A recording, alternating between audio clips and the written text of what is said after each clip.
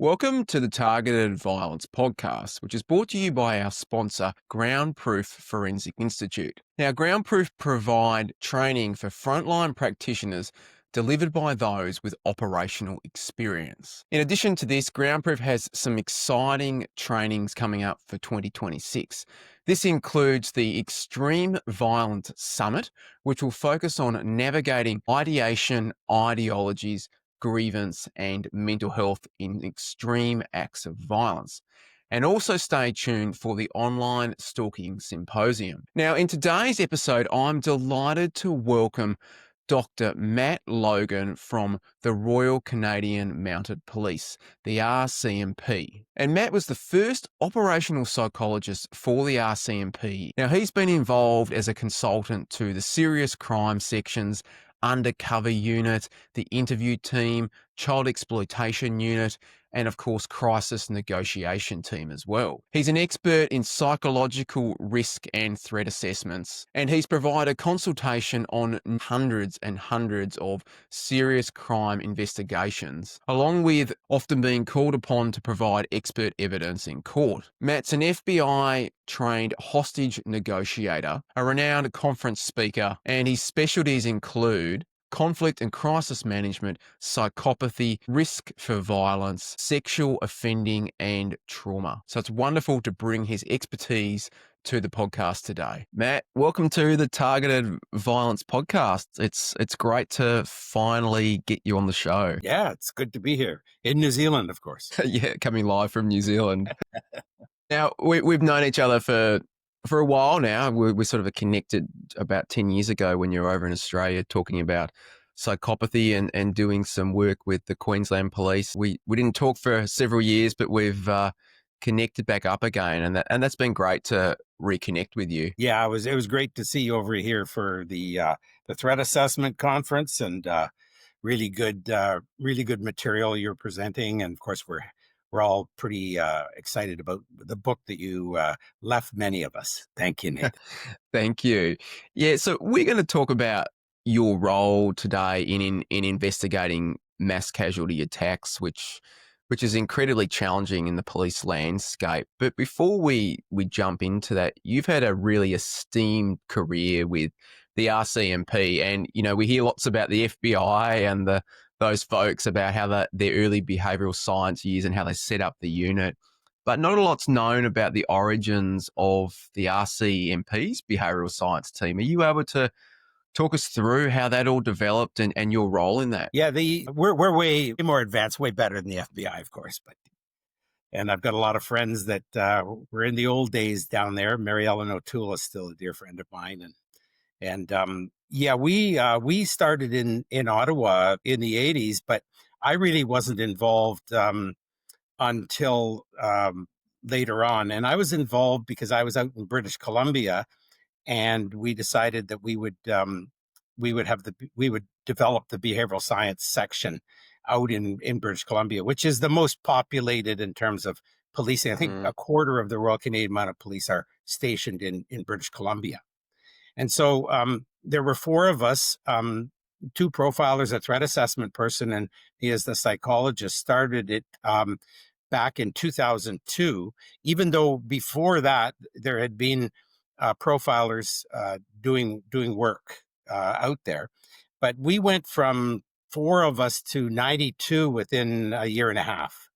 So it grew exponentially, and part of that was we took over the VI class. VI class came into behavioral science, missing persons, and then we developed things like the integrated sexual predator observation teams, which was two eight-person surveillance units, just doing surveillance on sexual predators in British Columbia, and that is still going on today.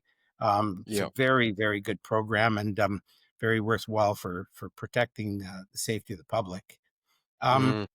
But that was the first time that we'd ever had in Canada a psychologist in policing. And at the time, I was a staff sergeant, and just kind of spending the last 5 years of my career, which turned out to be 9 years. But yeah, and then and then I left policing as a regular cop after 29 years, and then went out and did my my work with Dr. Robert Hare and Dr. Mary Ellen O'Toole for 10 years.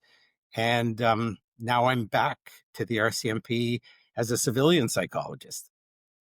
Wow, wow. There's a lot of decades there, and no doubt an incredible wealth of experience, though, across all those years. And with that experience and, being involved in crime for so long, and we're going to talk about lone actor attacks today. I mean, how have you seen the landscape of violence change through policing over the years? Well, it depends. A lot of it is very contextual. So where Mm, you are, what city you're policing in, or what province, or what state, or you know, um, when I was when I had first joined the Royal Canadian Mounted Police in 1980, I was stationed up Mile 300 on the Alaska Highway.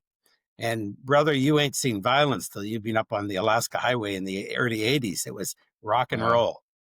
Yeah. And so yeah, that was not violence from the extreme, with a lot of people going off and doing mass murders, but Mm, there was a lot of assault, a lot of serious assaults going on, because the oil and gas industry was booming, and the towns were booming, and everybody was just in it for a good time, not a long time, right? And you're saying so in recent years it has shifted, though?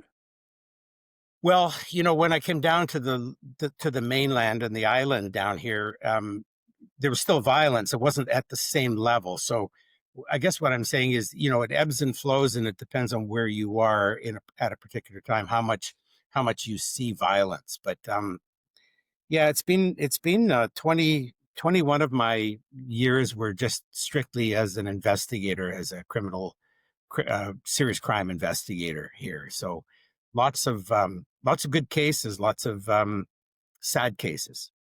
Mm. And would mass casualty events, like particularly if we step outside, say, the family home and talk about people targeting, violence towards people in large numbers in the public domain, would that be something that you would say is a relatively new phenomena for you in your policing career? It is. It is. I think the Yeah. first time I really got into an investigation of that magnitude was in 2005. So yeah, Mm, mm. we're certainly seeing a lot more in the last 20 years than I did in my first 20 years. Yeah. Yeah. I recently had the privilege to hear you talk when I was over in Canada, and you talked about Malay and the phrase running amok, and also the University Texas clock tower shooting all the way back in 1966. Are you able to talk us through about why those events or contexts are quite relevant to the challenges we see now in the mass casualty landscape? Well, I use the clock tower, the University of Texas in Austin incident, because it was one that most people remember. And Mary Ellen and Bob and I were down there doing some psychopathy workshops and conferencing in Mm, Austin. And one of the audience people said, "Hey, do you want to go up on the clock tower and just see what that guy had to do to make that happen?" We climbed mm, up these stairs that went on forever. And he dragged, I forget, 160 pounds of equipment up those stairs. And then we'd see mm, the bullet marks and the stones. And I said to the guy, I said, "Well, what's that about?" He said, "Well, people were going into their houses, grabbing their 30 six and their 30-30s and their 308s, and they were shooting at this guy in the tower." wow. But I used it because it was the first time I had ever really put the dots together, and it was after Portapique and the James Smith Cree in Saskatchewan, out of the precipitating effect of domestic violence, because Mm, that's what precipitated Whitman to actually go up the clock tower. Was he was a very heavily controlling, coercively controlling individual to his wife, who was unfortunately trauma bonded to him. mm, And he actually had murdered her before he went up in the clock tower. And I noted that the press on that day, when they were talking about it, they were talking about somebody going berserk and running mm, amok. So that's where those terms came into my way of thinking is it's not really about a muck or berserk at all. It's about following scripts and following pattern of behavior. Mm. And there's been several notable lone actor and mass casualty attacks across Canada over the last decade. There was the Toronto van attack, the Quebec City mosque shooting, also recently the Vancouver vehicle attack that occurred in April this year. And we're going to talk about two different cases, though, so not those cases and your direct involvement in those. But before we get into that, how does the RCMP become involved in mass casualty attacks? Well, a lot of times it's our jurisdiction because the Royal Canadian Mounted Police cover all of the rural area of Canada. I mean, the major cities all have their own police department, and then we actually work closely with them as well, because even our behavioral science section is used heavily by the municipal police as well. Mm. Um, so yeah, I think the first time I really did an investigation, a post-event investigation, if you will, a psychological autopsy, was when we lost our four young men, RCMP officers, to a man in Alberta in 2005. Mm. He ambushed them and killed four of our young fellas, and so Mm. that was the first time I ever got involved in that investigation post event. But for our serious crime investigators and our general duty members, they're on the scene immediately at the time anything happens, and then the investigation takes place, and we like to hold back and go in after the investigation has finished, and then be asking the questions: why now, why them, why in this manner, to do our investigation. I want to take a brief pause in the show now to introduce my new book, Mass Casualty, The Rise of Lone Actors. Now, I've spent 4 years working on this book and I would love to share it with you. If you're like me and concerned by the rise in mass casualty violence, then this book is an important read. In the book, I explore numerous cases, unpack motivations, scrutinize ideologies, and examine why grievances are now leading to violence. On top of analyzing the many pathways to violence, I take a deep dive into what can be done to stop these tragedies and address the need for prevention. We look at the role of threat teams, risk assessment, and even what we need from media and from government. I hope the book can help educate people and create greater awareness around this tragic form of violence. It's out now, and like all good books, the easiest place for our international audiences to find the book is on Amazon. Now, let's jump back to today's episode. It's very much a connecting the dots process after the event has unfolded, and helping trying to provide answers to the community, and also, of course, to the criminal justice system as well. So you've been directly involved in the 2020 Nova Scotia attack, which was perpetrated by Gabriel Wortman, and he killed 22 people before being killed by the RCMP. And then also after that, you then had the 2022 Saskatchewan mass stabbing attack that was perpetrated by Myles Sanderson, who again killed a high number of people. So he killed 11 people and injured numerous others. And interestingly, those attacks actually were quite similar in some ways in nature, where the perpetrators were quite mobile and they moved across several locations. They targeted multiple different victims through a range of different motivations. What stands out to me, though, with those two cases is when we compare them, particularly to, say, the international landscape, is they are quite unique, because it's not someone just turning up and carrying out over a 10-minute period a mass shooting in a singular location where they try and kill as many people as possible. They're actually two really complex cases, and particularly with the mobility aspect that was associated with them. Are you able to briefly outline the two cases for our listeners? Yeah, sure. The other thing that people notice about the two cases is that one involved a firearm and one involved no firearm. Mm, So in Nova Scotia, of course, he was well armed, and in Saskatchewan, he started with a pair of scissors and moved up to a relatively small knife.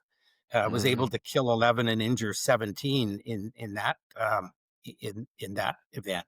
The presentation that you saw me given, I've given it a number of times, is really just bringing in the fact that they were both precipitated by somebody who was extremely controlling within their own life. So that's where the domestic violence initiator, and when I say initiator, it's really, I would call it trigger point, but I've taken a lot of abuse using the words trigger point for saying that was the trigger point of the mass casualty was the domestic event. And I in no way want to be saying that anything that the victim or victims did precipitated, or that they took any part of this. They were totally victimized by these individuals. But you know, in Wortman's case, and I'll usually refer to him as the shooter because I don't like to use their names. Certainly don't mm, like to see their photographs. Don't want to have anything to do with glorifying anybody that's done this to anybody. But he um, he was a person that he was thought of as eccentric and different, but he didn't come to the attention of law enforcement in any great way. He did have a couple of assaults that he probably should have been charged with back in the day, but he was very slick. He was able mm, to maneuver his way through and not end up with charges. But on the day that he finally decided that something he'd been thinking about for a great deal of time was going to happen, it was their anniversary, and he and his wife, and common law wife of 19 years, they got in a big argument that night, and he, at that point, when she left him at his well, for understanding, it's like a workshop next out mm, behind the house. So when she left him at the workshop and went to the house, he just basically, I think he saw that as the ultimate rejection. And I think rejection is very important in both these cases. But mm, when she did that, he decided that it was go time, and he went and dragged her back out of her bed back to the workshop. And he had actually spent a couple of years redesigning a police car.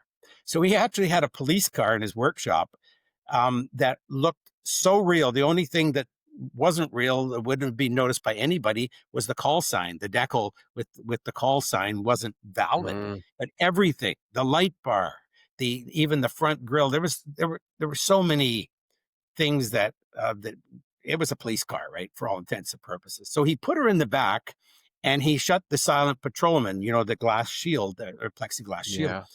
But I guess he didn't fasten it properly. He didn't push it hard enough where it latched. So he went back in to get his guns in the workshop, and she was able to crawl out and book it. I mean, she just went into the forest, and of course that just enraged him. Mm, And then he just took off and just started executing people. But I would say at this point, so that you have an understanding, at this point, I believe in retrospect, and in our report, that his original plan was to put her in the back and have her witness the execution of a lot of people in their community, and finally, the denouement was, I'm going to drive down to Halifax, Dartmouth, and I'm going to execute your family with you sitting there watching it. That, I believe, was his mindset. And anyway, she escaped. So then he went and systematically went from house to house in this more of a recreational cottage area, and he just executed people for various reasons. And I can talk about that a little bit later, about why he chose different people. So it wasn't a running amok. It wasn't a berserk. It was a systematic, I'm going to kill you for this reason, and you for this reason, and you for this reason. And this went on for quite some time. And he was able to escape by driving through a blueberry field. And the police had the roads blocked, but they didn't realize that there was a little semi roadway along a blueberry field, and he was able to drive out. And then once he got out, then he executed people that lived a bit away, but he had them on his mental list. We never did find a physical list. And in doing this, he actually spent about 5 hours in a location that we scoured. We found a few things that he had left there, but we don't know what was going on for that 5 hours, other than he could have been sleeping, but nothing happened for the 5 hours. But then he got up at dawn and went and started executing more people, including our police officer. And she had no idea when she came up along off the main highway and up onto the minor highway. He rammed her like front on coming up the Cloverleaf, and she was injured, but she stepped out and pulled her weapon. But at that time, he had already walked up and just executed her in cold blood. And then he also, at that point, executed 2 more people. And then he stole the one person's car, and then he realized it had no gas in it. So that was very fortunate, because then he had to go and get gas at a gas station. It just so happened that we had a emergency response team member that was at the gas station, saw the weapons, saw him reaching for the weapon, and put 10 shots through his front windshield. But at that point, I believe he was gassing up to prepare for his trip down to the city to execute his wife's family. So we have the whether we call it a psychological trigger or stressor or a final sort of tipping point situation that unfolded, and then he moved to violence. When we say, I guess, the tipping point, we're probably saying that he was loaded with arguably intent and capability, and then the argument functioned as that tipping point, and then what seems like a quite significant rage towards his intimate partner then moved to being quite targeted and calculated, even though he was in a very emotionally heightened state. Right. And he, and I started referring to the precipitating event rather than the trigger point. But the precipitating event was her rejection of him, saying, "That's it. I've had enough of you. I'm done." And she'd tried this before. He had beaten her up a couple of times in those 19 years badly, and she was now saying to him, "It's over. I'm leaving." But I think that was just as you say, the tipping point. That was the last straw. And I believe he probably had an idea, whether it was probably related to fantasy, an idea of who he would eliminate, because he was a points collector. He was an injustice collector. And he took the smallest slights as an injustice, and basically would say, in my view, to say to himself, "You'll get yours." And when it was time to go, everybody was getting their due according to his mindset. And it was interesting that he had primary grievances. So people that had done something that he had probably perseverated about for many years. Some of them he perseverated about what they had done to him, and it was like I said, it wasn't always a big deal. Somebody stole his firewood, that kind of thing, right? And then there was another group which really interested me, and I know I've taken some some abuse about this one, but I really believe strongly that there were a number of displaced murders. He had a very strong hatred for his mother and father. He had tried on 2 different occasions to kill his father, at least, and I believe his mother and father would have been the victims had he been able to go through with a couple of his other ideas of driving and taking them out. And he Mm, displaced his hatred or his grievance over the years against his parents onto couples that were in their age range. So he killed a mm, number of lovely couples that were in their 60s and 70s. Um, and the only reason that they were executed, in my point of view, is that it was a displaced killing. He was killing mm, them as a displacement of killing his own parents. mm. And I we've mean, I seen think that, that, and I've seen that many yeah. times I wouldn't say many times, but I've seen that 4 times that I can think of just in the last number of years in policing, where we've got displaced matricide, displaced patricide, where they want to kill their mother, but they take it out on another woman because they're Mm, unable to commit the act against their mother.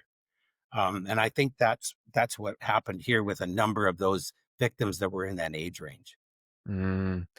Yeah, the displacement is, I think, really quite important to understand in the mass casualty landscape. The role of grief and then how that manifests and then becomes projected or targeted towards someone that they see as sort of being symbolic or representative of that, even though it's not the actual person that may have been the cause of that. And so that was with Wortman. He was, as you say, there were numerous psychological factors that were going on for him, and a very interesting personality type, and then his crime certainly over ultimately 2 days, and multiple locations, triggered by rejection. And then we have Sanderson a couple of years later, and similarities as well. So it started off with intimate partner violence. Yeah, it started out with, and again, another situation where she had been physically abused many times over the years, and they were married with 5 kids. Um, but that day, she did something, said something that just set him off. Now he was on a cocaine run, so it wasn't like it had to be anything really specific. When I interviewed her, his wife, she wasn't able to say what the exact topic. It was just that he was that aggressive that day. And so she had finally decided, that's it. I'm not going to even stay in this vehicle with you.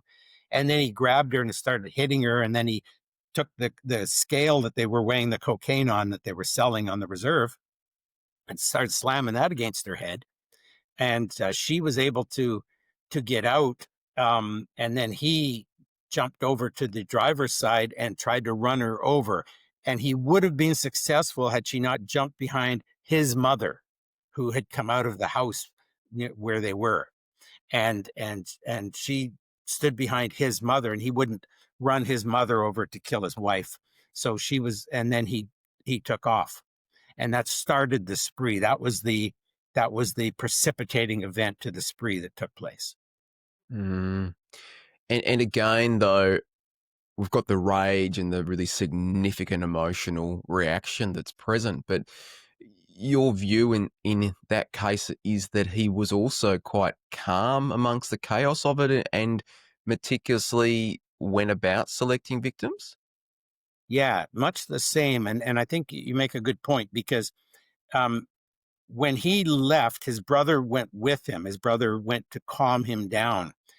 We have texts 4 hours after the fact with his brother texting somebody saying he hasn't calmed down one bit. Now, 4 hours is a lot to hold that kind of level of anger and excitation. And so it gave you an idea of just, the mindset of an individual that could actually hold on to that kind of anger. And similar to the Nova Scotia case, um, he actually again selected the people that he wanted to take out. He wanted to kill people who had wronged him by phoning the police on him over the years, and primarily people who belonged to a particular gang that was a kind of a common popular gang in Saskatchewan at that time. And we never were able to substantiate why he had it in for that gang, why they were called the Terror Squad, why he had such a hate on for the Terror Squad. And I even went to the prison and asked a few people in the prison to find out if they could, beyond Mm, what they had for the files, find out, is there an undertone that somebody had sexually assaulted him from that gang in the prison? We got nothing. So we still don't know. That would be my hunch, that somebody had really taken advantage of him, maybe in prison, because he had spent quite a bit of time in prison, because he had actually even 6 years before the incident, he had actually stabbed and tried to kill his wife's parents, basically in the same location where he had wow. tried to run his wife down. In that exact location, he had tried to stab her parents to death. Mm, So this was something that was building up for a long time. And contextually, even though he had just come out of prison, but before that he was living in Saskatoon, which was a couple hours away from where he grew up.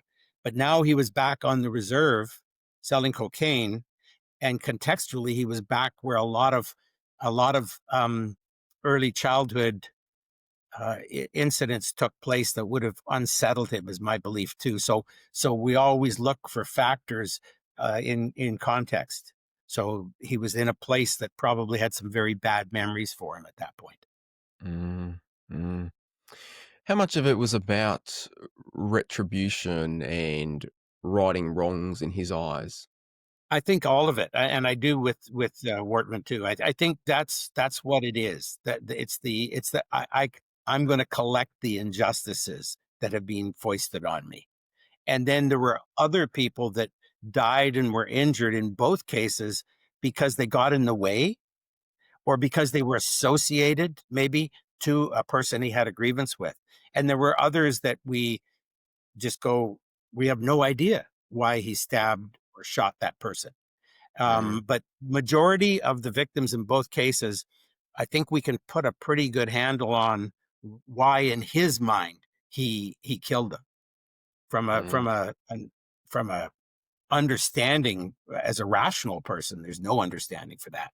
But in his mind, that's that's who he believed deserved to die. It's very much a scorched earth annihilation type of response, isn't it? It is. It Mm, is.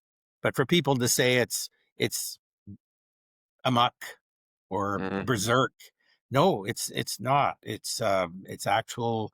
I'm collecting on the debts that mm, I deserve to collect on. mm, And that is, I mean, I see a lot of the wounded narcissist in both those guys. mm. And the wounded narcissist basically would, would be potentially taking that action based on the wounds that have been inflicted on their narcissistic understanding of themselves.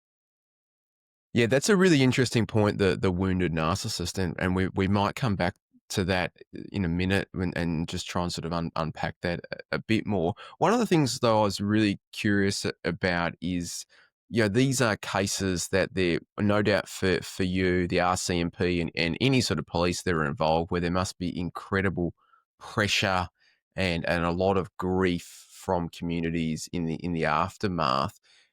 How do you go through navigating that and trying to connect the dots while balancing really the grief and the response to the community as well?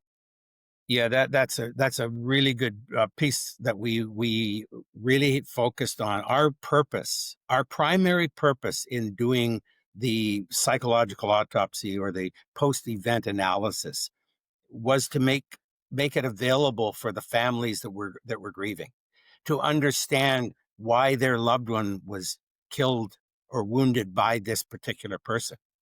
Um, and we did a much better job on it in Saskatchewan because in Nova Scotia there there was just there might not have been enough time, but I would accept responsibility for making the mistake of not having a town hall meeting w- after doing the investigation. I would, if I had to do it over, I would go out there and I would speak to every person who lost a loved one, and I would try to explain to them why I think their loved one died in this man's hand. I think Mm, that would have helped a lot more within the community. And in Saskatchewan, that's what we did.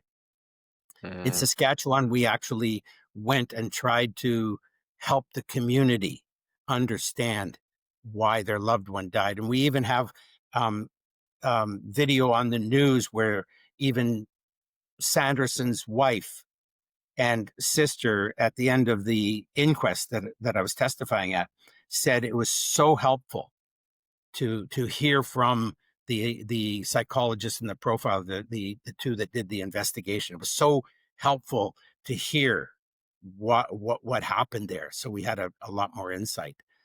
So that's something that I'll not forget another. I mean, that's probably a really larger issue, as you point out, about the role across the international landscape in policing and the importance of post-incident analyses in the aftermath of these attacks. Because yeah, one is potentially it brings some closure, but secondly, there are so many questions, and psychology, and like a lot of disciplines and sciences, it works in probabilities and likelihood. So answers are never going to be absolute, but there is a huge role there for an explanatory document and an explanatory investigation that tries to connect the dots. And there is the risk that we want to hold that to really strict standards, which would be completely amiss, because ultimately it's an explanatory document that works in probabilities and likelihoods and tries to provide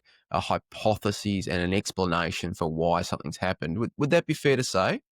That's absolutely not only fair, but it's brilliant because that's exactly what we needed. We needed Mm, to not make an academic exercise out of this. It was not a psychological assessment. It was a psychological autopsy. It was a police document to explain the why now, why them, why in this manner. That's all it was. But unfortunately, it was taken out of context by people that came in from academia and decided that it wasn't a proper document because it didn't have the academic accoutrements. And that's not something that it was meant to do. And unfortunately, the message to the victims and the victims' families did not get sent out properly in that first case. mm. And then it would be really easy for police departments to not do these reports and reviews either, because it's a huge amount of time and labor and costs that are associated with it. And I think it's a credit to the RCMP to be doing these types of reviews and try to shed light on what the police's view is in connecting the dots and trying to help the community understand that. So I think it's wonderful that you're doing them. And it probably, I don't know what that's like over in places like the US, but that seems like a really pivotal model for the challenges that we see when we are trying to provide answers around can police be doing these reviews to support the coronial inquiries that happen after. Yeah. I mean, the inquest, the people that conduct the inquest, the coroner's inquest, Mm, I mean, they just love the fact that we're going to be able to answer the questions that sometimes never get answered. And so mm, I think it is a key piece of investigative work. And I think if it's done by people within the behavioral sciences, with psychologists, with other behavioral science specialists working with that person, that's we can learn a lot from it, and mm, as well as we can offer a lot of explanation. But we can learn because I think you made the point clearly one time. It's not like we're going to see the same thing again, but we are going to see pieces of it. And so when we start seeing, let's take, for instance, perseverating behavior, when we start seeing someone who perseverates on a theme to the point where they actually have to go out and take action on that perseveration, those are features that we can build on, and we can maybe see that person emerging before they go to this extent. So we Mm. learn from those situations. Yeah, and that's a really interesting way to think about it, and I agree. I think the tendency is, yeah, we want to try and prevent the next attack in the same way that the last attack just happened, and that's okay. But the problem is that methods evolve.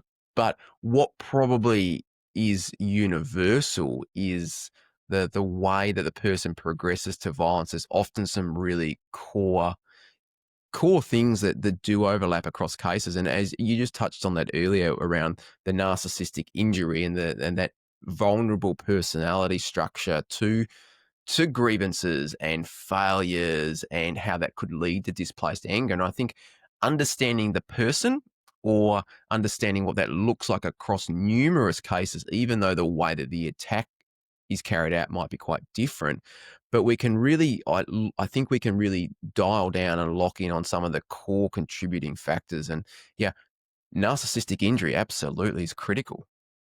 Yeah, and the other thing that I think is really key, and in both reports on these two cases, I've spent time writing about childhood Mm, and the effects of rejection in childhood. Now we're starting to talk about the mind that actually took this action, right? And how these scripts were formed in childhood and adolescent, violent scripts. So we're talking now more about how we can recognize violent scripting in children and adolescents, and we can fish upstream. We can now recognize that the damage gets done really early. And if we're not about fishing upstream, not only in policing, but in society in general, then we're going to have a lot of these folks continue on, because these aggressive scripts are there. And the adverse childhood experiences, ACEs, the number of adverse childhood experiences, for instance, that Sanderson had in his past, well, both of them actually, they were mm, right off the chart. mm, um, and so I'm not one of those people that say, well, it was all a result of bad childhood, but you do always have to look upstream and figure out what went wrong, because we can learn from it. So we're not going to let that repeat itself in many children's lives. And I think that's a big message that comes out of this post-event analysis material. mm, mm. Yeah, that the childhood and the pathway to violence when that remains uncorrected, and there's the lack of intervention and support around that, and unfortunately for a lot of offenders, that happens. One of the things I think that's quite interesting with the lone actor cohort, though, is yeah, it's the role of grievances as often a catalyst for progressing on that pathway to violence. And I was talking with Reed Malloy recently, and he talked about the grief that's associated from an event and an experience, and that lingers. And then I spoke to Paul Mullen the other day, and he mentioned as well when we did a podcast episode that there's also the anger at oneself for letting it happen. And I think that's really interesting. So we've got a situation and an experience that, let's say, it's humiliating, or it leads to the person feeling embarrassed or ashamed, and and then there's a period or experience of grief that also coincides with that heightened emotion. But then also we couple that with the the way the person then sees themselves and is critical towards themselves. So there's not only is there this externalization towards others, but as Paul Mullen pointed out the other day, there's also this really high level of self-criticism, as though the sort of seeds planted and they start to self-destruct. And really curious on your thoughts around grievances and the conceptualization of that. Yeah, I'd go one step further. It's self-hatred. You Mm, know, I believe there's a lot of A lot of these folks that we deal with, and not even in multiple, multiple killing or anything like that, mass killing, but I've run into, in 45 years in policing, I've interviewed people in prison lots and out of prison, and there's a lot of self hatred. There are a lot of people that hate themselves and hate their lives, and it's easy to displace that onto other people. And so that's the other piece I think goes along with what Dr. Malloy and Dr. Mullen were saying. With the displacement towards others and I guess ultimately, so that sort of externalization of blame in some respects, it's intriguing why we have many offenders that will sit in this sort of state of despair and externalize blame. But then we also have a cohort, though, that take it a step further and they want to really ultimately hold people account. So there's those that will blame others and have a level of hopelessness about them. And then there's those that want people to be basically responsible and if not even punished for what's happened. How do you tease apart that distinction, particularly whether it could then progress to violence for the person?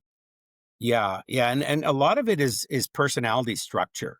So we see personality structure, but the other thing that you and I have talked about is context.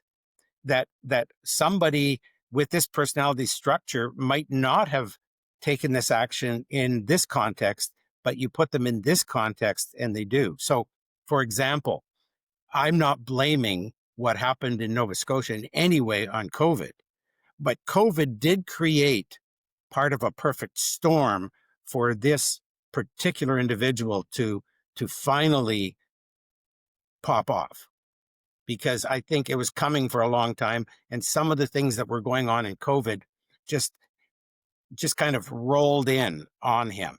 And so we do have to understand context, environmental factors, um, things that take place within a person's life that could become the precipitating event, and that happens. And in suicide, I see that too. I talked to somebody for 3 hours, 2.5 hours, and then they're fine. I'm getting them help, and then they go out and kill themselves. Why? Because there was one event that took place Mm. between the conversation we had and the decision that was made. And so those are all moving objects, but awareness of them, awareness of all of these things makes us better to prevent and to understand in our investigation. Yeah, I'll use this in my words, but I mean, Wortman was, in my view, a very nasty, callous, dominant, and controlling individual. But as you said, with the context, he was able to maintain a level of functioning throughout his life, just despite those personality tendencies. But then the paranoia that came through COVID and the distrust and the suspicion, and then his where he gained status and significance with his work. He had to stop working. He was then isolated with his spouse. So we saw some significant contextual factors there, and he also believed that the government was going to start targeting him, and that all havoc was going to break loose with COVID. So yeah, that context, the role of psychosocial stresses in the lead up to an attack. I think there was some study on mass shooters over in the US, and it looked at, I think it found around about this sort of 3.5 life stresses in the 12 months prior to a mass shooting. So that does play a really, I think, significant role to understand what's been going on right before that might have had that tipping point function. Yeah, and one of the things, Nathan, I've seen over the years is multiple loss. Mm, I'm always on awareness for multiple loss. So Sanderson this was a typical example. Here was a guy that had just come out of prison, having served his another federal sentence, right? mm, And now he had breached his parole. He was wanted by the police. He knew that he was going back to prison. He mm, It was like it's all coming together here. mm. It's I've lost this, and now I'm going to lose my freedom here. Loss of freedom is a huge piece in people's thinking when it comes down to this issue, I think. Mm. yeah, that thwarting of their sort of psychological needs in many ways, the Yeah. things that they want Yeah. in life but they can't have. Yeah. You look at this situation with Maurice Clemens in Washington, just south of me here, where he walked into the Forza coffee shop and killed four lovely police officers. And it was he knew he was on the three strikes. He was going back to prison potentially for life. He was going back as a child molester. He had everything going in that direction. And he just said, here it is. I'm just going to Mm, go out in a blaze of glory. mm. And with that as well, I mean, that there's certainly that last resort aspect. One thing I'm really curious around is we're seeing again what I think is a shift in the landscape at the moment. And this, for instance, the Southport attack over in the UK with Axel Rudakabana, who murdered the young children at that Taylor Swift dance theme concert, and I think he was only 17 years old. And there's often the the notion that we need to have ideology present for some of these attacks. And certainly Wortman and Sanderson highlight that violence can very much occur in the absence of ideology. But the role of violent ideation and violent fantasies for these folks, how do we go about trying to dissect those and work out, are violent fantasies really concerning? And maybe one of the things, I know you've mentioned before, is potentially intersection of violent fantasies or violent thoughts with death ambivalence. Death ambivalence. Yeah. Where I don't really care if I wake up or not. I don't care Mm, if I die or not. And that's how mm, Sanderson went out. He took enough cocaine to kill him 7 times over. And a lot of mm. people thought that was suicide. It was really death ambivalence. I don't really care if I wake up or not. But I think it's important also to note that and I just lost my train of thought on that one. But you had said something earlier that I wanted to key in on, but it's gone. But it might come back. So that happens, right? It does. It does. I mean, we're talking about violent thoughts and violent fantasies, and the notion that often we need to have ideology in that as well. But how we conceptualize, the role of violent thoughts, and is it that they need to be really quite dialed up and intense and intrusive? Yeah, and you brought it back. So when I wrote the articles about misfits who murder, Mm, I really I understand that the word misfits sounded very derogatory, but I actually meant it to be derogatory because I don't like the glorification of anybody that commits these acts. So calling them misfits, even though I take a hit for using that, it's not like I'm hard hearted, but I think we need to get the message out that people who do this are misfits. And it means they may have been rejected in life, but they don't have the ideology. In other words, it's not a left wing thing. It's not a right wing thing. It's a misfit thing. And I really have a hard time when I watch the news and I see, well, this person was a right wing extremist and they did this. No, they were a misfit who just either wanted notoriety. There's a lot of different things that come out, but it doesn't mean that they had a political view in their head. Like I said in one article, this person who was going on about the Quran probably had never read the book. They wore the uniform, but they didn't play for the team. Is the way I put it. And I really believe that there are a lot of people that come out and they wear the uniform, but they don't play for the team. They're just out to create havoc. yeah, it becomes the justification, doesn't it? But it's not the cause, the justification for the violence. Yeah, with violent thoughts and violent fantasies. I mean, you'd have seen plenty of fellows and folks over the years that have those. Do you have a way that, as a clinician, as a psychologist, you navigate whether they are concerning or not? Um, you know, I wish we had a triage tool that we could just pour people through, get a score, and say, okay, this person's going to do this person's going to do that. We create triage tools. In fact, I'm just creating one today, creating a triage tool to bring the sour cream to the top. And those triage tools just give us an understanding of what most of the factors that we've learned over the years are and how they tend to influence the situation. So we can use those, but they're not foolproof. And I wish we had something more concrete, more robust, but we use what we do best. And a lot of it is we have good research, but we also have experience.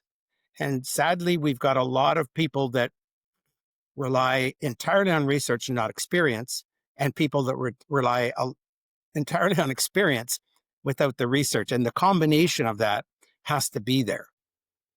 And I like it when we have people like you that are working in the police department as the psychologist, not somebody that's coming from outside in academia and walking in and doing that work. Working within the police is one of the best things that we as psychologists could do in a forensic setting. And corrections, it's a great location for budding forensic psychologists because you're working with offenders, not only in assessment but in treatment. I got a major education for the time I spent with corrections as a psychologist. Yeah, I mean, I think what you're really ultimately alluding to there is that you need to have different perspectives that you can then integrate into your practice. Because if you only see it through one lens, then you're going to be missing all the other options and all the other ways that we can see and view this situation. With your experience over all these decades now, and when you look at where we're at with being able to address and prevent violence, do you see that are we making progress with preventing violence? Baby steps. Baby steps. Yeah, we are. I mean, we are. Hey, Cain and Abel. I mean, Yeah. how long has violence been with us, right? Yeah. Violence is here to stay. We're not going to eradicate it, but we certainly are going to. We are going to mitigate. We're going to understand it, and we're going to be better off at preventing it. And we just have to keep working at it. We have to keep focusing. And I have said this for 40, 41, 42 of my 45 years in policing. We have to look at the highest risk offender. We have 5% of the people in society committing 45 to 48% of the violent crime. We still have to stay with the high risk offender in our understanding and in our focus and in our surveillance and in our undercover projects and everything we do in policing, other than what we do in communities for community relations. But when we're investigators, we have to be focusing on these high risk people. They're kicking us to death. Mm. Yeah, that's a really good point around the high risk folks because like we can get a lot of noise within trying to prevent violence, and I I think there's some good research around psychopathy as well that it's actually the high risk ones that we need to be spending the most resources on, even though they are the ones that will make probably the littlest gains. They're actually where we need to be allocating all of our finances and resources and treat and skilled practitioners towards. Even if the reduction is small, the benefits of that can be enormous. And yeah, we've got to get the balance And right. again, if we fished upstream and looked at, children who were in bad situations with conduct and oppositional defiance disorder and started early in Mm. working with these children, um, they might not become the psychopathic people in adulthood, right? So I think that's where the focus on that one has to be. But the understanding of psychopathic behavior and how psychopathic behavior isn't, hey, that guy's a psychopath. I can see it in his eyes. No, it's a science. And Dr. Hare has really pushed that one through. And years ago came to me and said, hey, I'm retired from the university. What are we going to do? And I said, we're going to roll this out to law enforcement Mm. internationally. And Mm. good for him. He worked with us for many years. He's still with us. Um, and we need people in academia that have come up with those great concepts to stay with us in policing so we can work together. How do you see the role or the integration of psychology into policing? Do you see that there is, I guess, a greater acceptance and adoption of psychological principles and practices in trying to understand offenders now? I think there is. I think this is a wave that has been a slow wave because I started as the first operational psychologist in '02, right? So it's been a slow wave.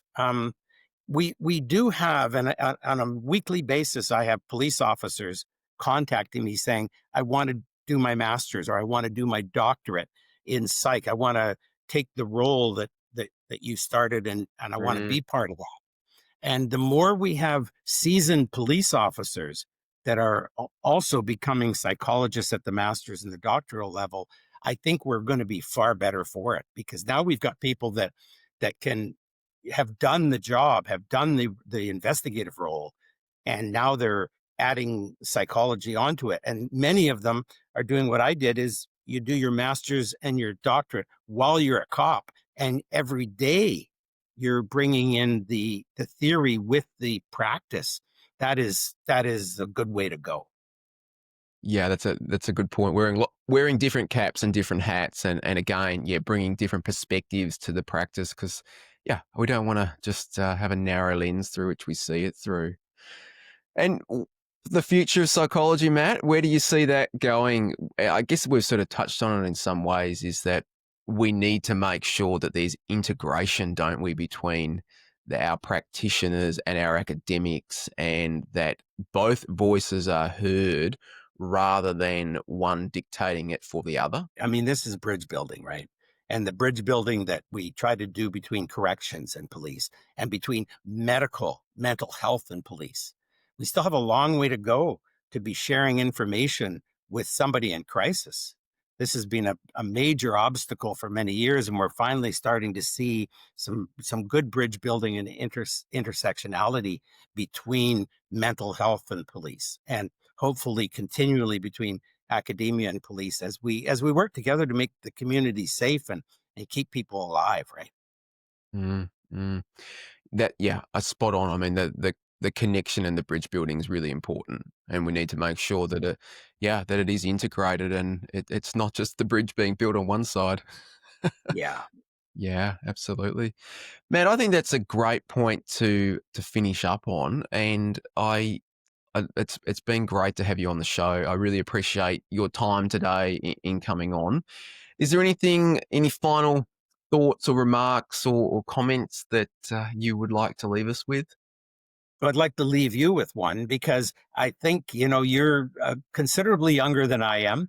And I'm so pleased to see younger people coming into the role of police psychologist, both in the health field where we're working with our law enforcement, but also in this forensic field where we're an investigative psychologist. And so, I really hope there are many more like you following. And I'm always pleased to see when I uh, discover somebody like Dr. Nathan Brooks.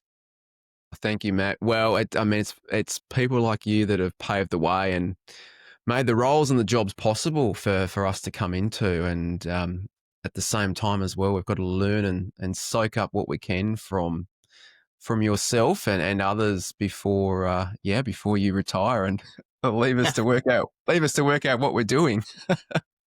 Yeah. Well, thank you, Awesome. Nathan. I've enjoyed this, and we'll have many the talks in the future. I know we will. Thank you for listening to the Targeted Violence podcast. If you enjoyed the episode, please support the show by subscribing. Stay tuned for more episodes.